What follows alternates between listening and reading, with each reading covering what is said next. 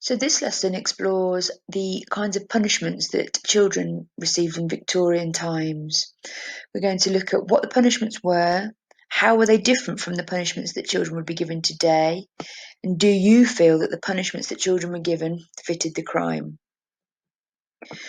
So young people have always got into trouble, and what has changed over time is how we deal with the young offenders, so what we do with the people who've got themselves into trouble. Before the Victorian times, there was no distinction made between criminals of any age, so a child could be sent to an adult prison. There are even records of children as young as 12 being hanged. The Victorians, for a number of reasons which we have explored in class, they started to get quite worried about crime and its causes. And reformers started to ask questions about how the young people had broken the law to be treated. So they could see that locking children up with adult criminals was not helping them to become more honest. And they felt that it was actually making matters worse. But then on the other hand, they also firmly believed in stiff punishment. So they wanted to punish these children, they just didn't know how. So as we've discussed in class, crime and how to deal with it was a huge issue. There was a rise in crime. There was about 5,000 recorded crimes per year in 1800 to 20,000 in the 1830s. And the Victorians really did believe that criminals should face up to their responsibilities and be punished. Key factors in the sharing of information was writers like Charles Dickens. So he wrote about Fagin's gang of pickpockets led by the Artful Dodger, and this was a really popular novel that highlighted this concern to people who wouldn't necessarily know about it in Victorian era.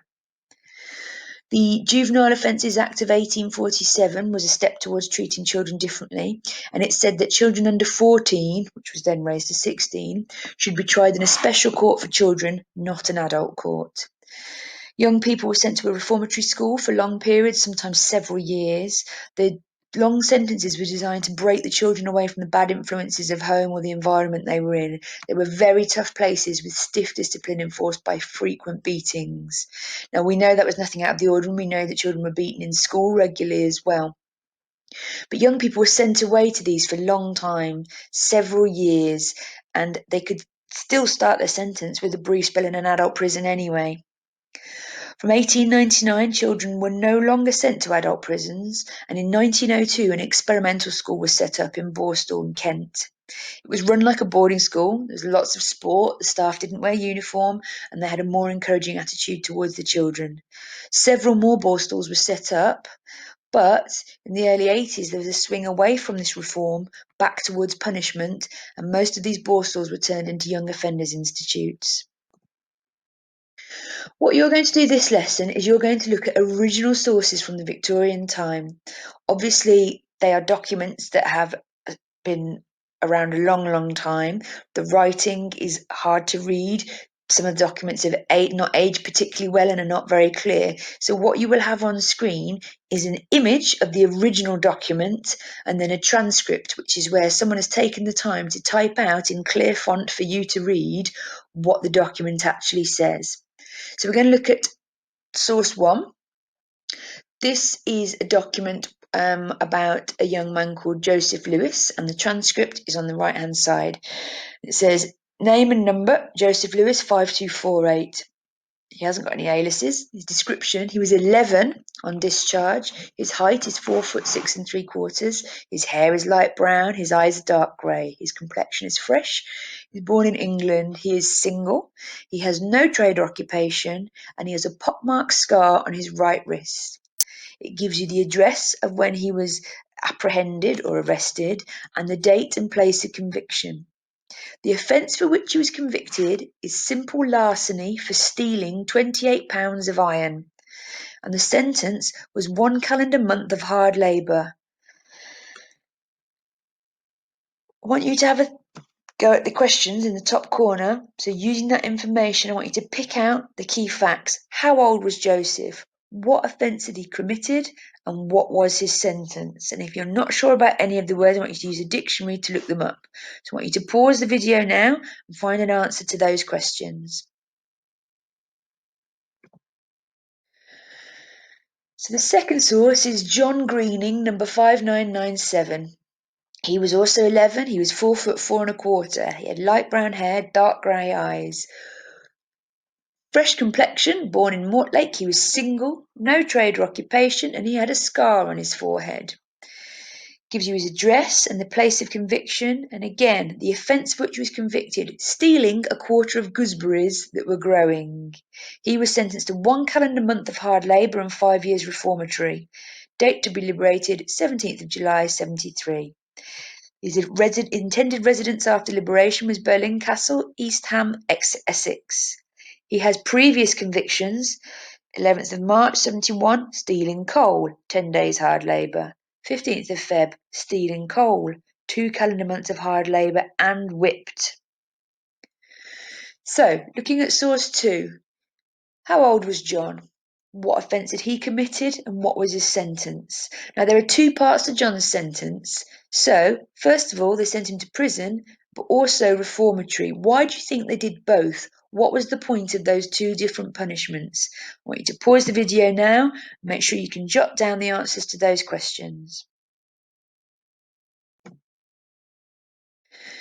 So the third source you're going to look at is a list of people who were sent away. So they were taken to an island for their crime. So literally sailed away from home, away from their families, away from their lives. The list is quite long. I've just taken an extract of the transcript so you can see the people on there. We have Henry Bolam, age 15, stealing a piece of velveteen. He was convicted twice and whipped. And on the ship on the way over, his character was good. James Campbell, 14, theft. He was often convicted and was of bad character. Gertie Johnson, larceny and had previous convictions. Frederick Schwader, who was larceny, and he had 2 months and 2 weeks of hard labour. Richard Taylor, larceny by a servant, and it was not known about what his report was.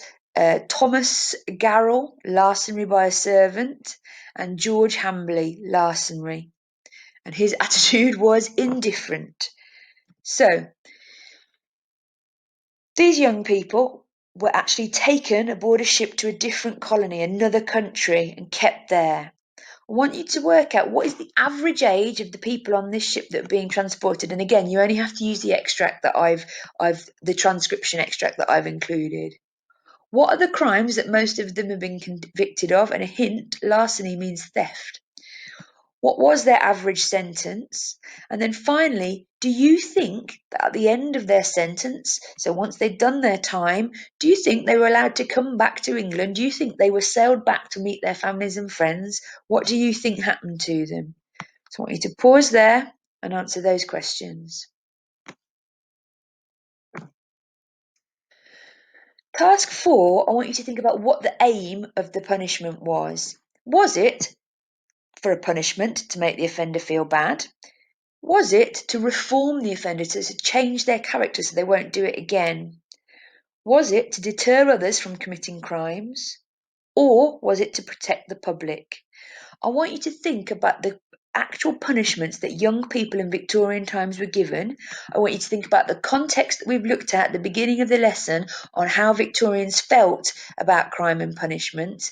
And I want you to work out, first of all, which of these aims were being met by the sentences, so which of these were being carried out. But then I want you to rank them in order of what you think Victorians thought was most important. So punishment, reform, deterring others, or protecting the public. Which do you think they thought was most important? 1, 2, 3, and 4, and rank your answers, please.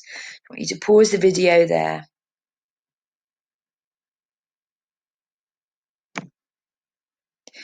And finally, I want you to think about poor Joseph Lewis and John Greening. What would happen to them if they committed those crimes today? What would their punishments be? So bearing in mind, we've got one stealing gooseberries, we've got repeat offences, but what would be the reality in this day and age? I want you to also think about what you think is the more fitting punishment.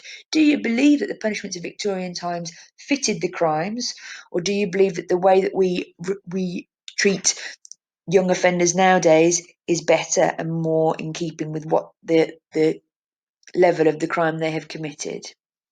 So pause the video and have a think what your opinions are.